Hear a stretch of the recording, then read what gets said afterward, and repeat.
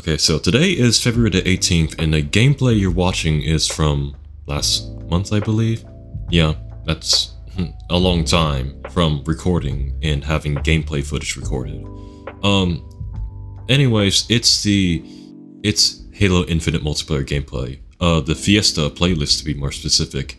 And let me tell you, Fiesta is stupid fun. Like, about the most fun I had in multiplayer in months, really. I guess, well, because I hadn't really played that many multiplayer games as of late. Like, the last one I had before Halo Infinite was Call of Duty Modern Warfare 2019. Hadn't even touched Vanguard or Black Ops Cold War. Wasn't really interested in those two games. Well, the multiplayer aspect of them anyways. But it's stupid fun because you don't really have to worry about attachments. Well, even if you're playing the regular multiplayer of Halo Infinite, you don't really have to worry about attachments or your gun. It's just based purely on skill. And I like that because, well, I don't have to mentally talk shit to anyone who beats me in a gunfight. It's weird because usually, like, when you play Call of Duty multiplayer, the first thing you do when you lose a gunfight is mentally talk shit about the player who beat you in that gunfight. But with Halo, you're still angry that you lost the gunfight, but it's like, damn, how's he so good with that gun? He got a double kill with it too. But that's just me, at least. Anyways, back to the main point of this video.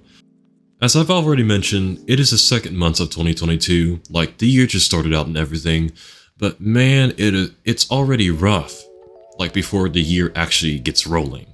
Like, it's not even spring yet, and there are problems left and right. Well, as of now, some of the problems have already been resolved and everything, and that was before the first week of school for the spring semester actually started. I'm glad that's over with, just to be clear about that. The first week of classes, no problem. That's because it's just a syllabus week and nothing's actually assigned or anything. But when the second week rolled around, it was a snowball effect of problems. Well, when I say problems, I just mean expectations I have to meet by the end of the semester. And there are a lot of expectations I have to meet by the end of the semester. A lab report has to be written every week. Up to 5 articles has to be read for a seminar every week. I have to somewhat master machine learning code with Python by the end of the semester. Oh, and the most ridiculous of all? Video homework presentations. Yeah, video homework presentations. That has to be done every week. And this was just for a probability class. And well, the first week, that probability class was held over Zoom. And as soon as that expectation for that class was assigned, like, there were a lot of students that had something to say about it. Well, I mean, like, because naturally, none of us would have to have some sort of recording software to record our presentation for doing some of our problems. Well, I mean, it's lucky for me because I have Audacity in Adobe Premiere Pro to, you know, get that covered. But it's not like every other student. And we're talking about at least 120 students, at least half of which are online only. They're expecting 2 presentations of homework on video to be submitted every week. And it's on problems that we have almost no clue on how to do. Yet we're expected to be presenting on them like we know what to do. Welcome to graduate school. Well, not even Google can help you, apparently. Oh, and you want to know what day probability classes are held? Saturdays. Yep. A 2.5-hour lecture on Saturdays because, well, I got screwed out of a class I really wanted to take that usually happens on Wednesdays. So I would have a Monday, Tuesday, Wednesday class schedule, and, well, I have the weekend to myself. My school says, no, you're not taking that class. We don't have a teaching faculty for that. So they sent an automatic email telling me that, oops, sorry, we don't have a professor for that class. You're just gonna have to take something else. Sorry for the inconvenience. You know, there is not 1 ounce of feeling of remorse in that BS of an email telling me that we're sorry for the inconvenience. I'm set to graduate by August of this year. And you telling me that I'm not able to get the credits I need to graduate by the end of the summer semester, you're screwing me out of a degree. Okay, well, that was a bit of an exaggeration. Like, you're forcing me to stay an extra semester, giving you more of my money that you don't really need. because he screwed me out of a class that I need to graduate on time. Well, with the frustration and anger aside, well, I mean, here I am in probability class, where I really don't want to be in. Like the first set of homework, I knew what I was doing. Second week of homework, where the hell do I even begin? Because I just don't. And I'm pretty sure at least 90% of the class don't know how to begin either. But, hey, it is what it is, for better for worse. Okay, with all of those explanations aside, I have a brand new responsibility. Data analysis. So I'm working, or I'm volunteering, to work with a professor in the radiology field. And I've gotta say, it's kind of fulfilling work, to be honest. I mean, I would love to be paid for it, but the experience is what I'm really looking for. And hopefully that translates to me having a better start in my career as an engineer after I graduate. But, I mean, it's too soon to tell right now. And that's basically it. So I'm getting my hands tied up until the second to last week of May, I suppose. So there will be very little to no recording of gameplay for my dainty little Xbox One S. Oh, and speaking of which, I've been trying to replace my Xbox One S with an Xbox Series X. I mean, forget the PS5, there's no way I'm getting my hands on that, so an Xbox Series X is what I'm trying to get my hands on, and even those are out of stock. But I mean, there are the smaller Xbox Series S still available, but I mean, who wants that, right? We could pay only $200 more for a more powerful version of the Xbox console. It has something to do with bots fake buying some stuff. I mean, if I even have that correct, but I mean, there seems to be some sort of shortage for a specific component for both Xbox Series X and PS5s. But I mean, like, I'm not really too sure when they're actually going to resolve that shortage, because how long has it been since the Xbox Series X and the PS5 been first released? It's been quite a few months, and whatever shortage crisis they're still trying to find out and figure out, well, it's still not solved. I'm sure there are millions of other people like me trying to get my hands on one of those next-gen consoles, because my Xbox One S, which is now a piece of shit Xbox One S, well, it doesn't even start correctly. Like, I had to smack that bitch in order for it to start properly. Like, I'm dead serious. If I touch the power button, and if I do nothing, well, I mean, it'll just shut itself off. And it freezes on me a lot, too. But, I mean, when I'm playing a campaign or when I'm playing multiplayer, like, none of those problems exist. It's just when I'm turning my Xbox on and off. And even if I smack it a couple of times, it still won't come on correctly. So I've just been dying for the last 2 months trying to get my hands on a next-gen console. Like, what do I have to do to ensure that I have a spot for my Xbox Series X? Well, if that makes any sense.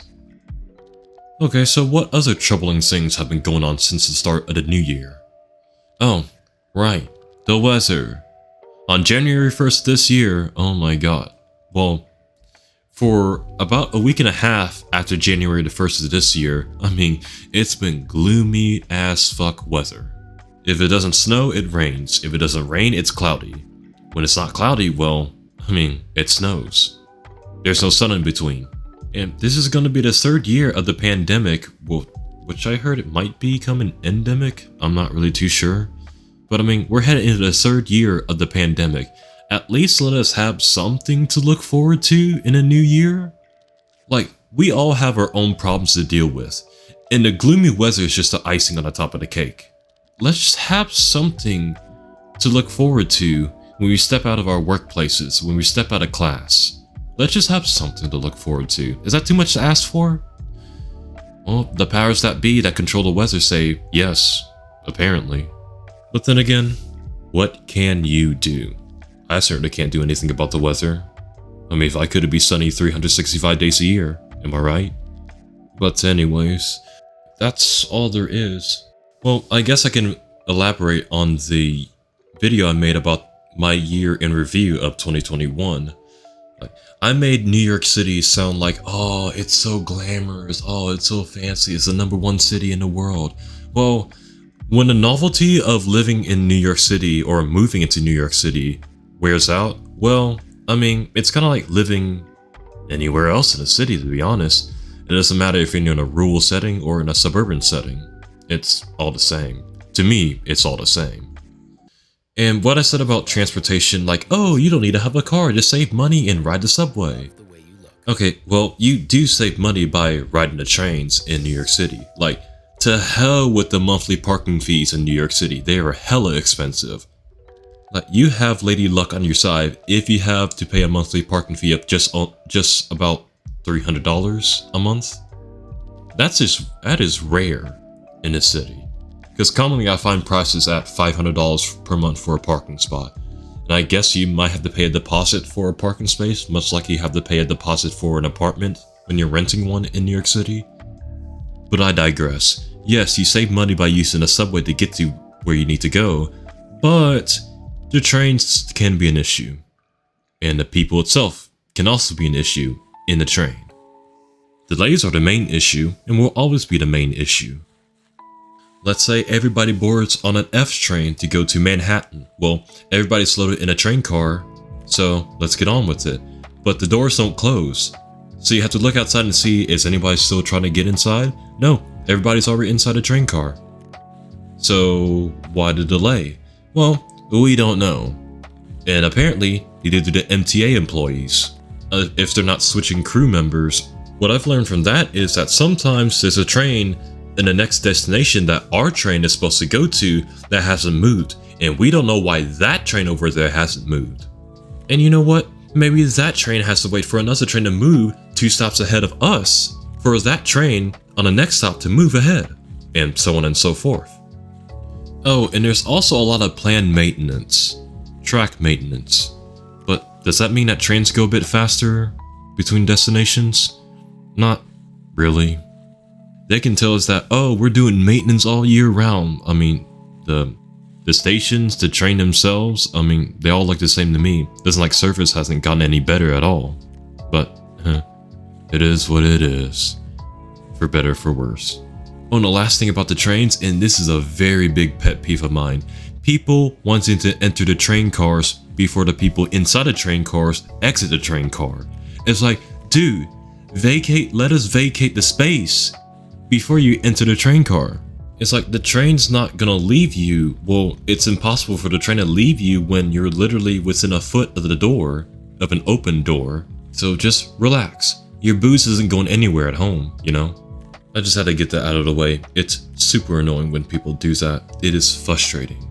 Like, people have places to be. Don't act like you're the only one that is important in that station, okay? Just have some fucking class. Have some human decency. It's not that hard. Well, for some people it might be, for God knows what reason, but it can't possibly be that much to ask for. It really can't. If you're working a 9-to-5 job, it can't be too much to ask for. Right? Okay, that's everything I wanted to get off my chest for what seems to be the first 6 weeks of New Year. And I can't say I'm hoping that 2022 will be a better year for me because there's a lot of problems that I'm still expecting as the weeks go on. But continue we must, because there is no point in sitting still, waiting for whatever happens. Anyways, thank you for listening to my rant. Hopefully I could do more like these, if I take a moment to stop drowning in a sea of assignments and remember that, oh, hey, I have a channel. But we'll have to wait and see. So again, thank you very much for listening to me rant on about everything, and I'll see you next time, hopefully.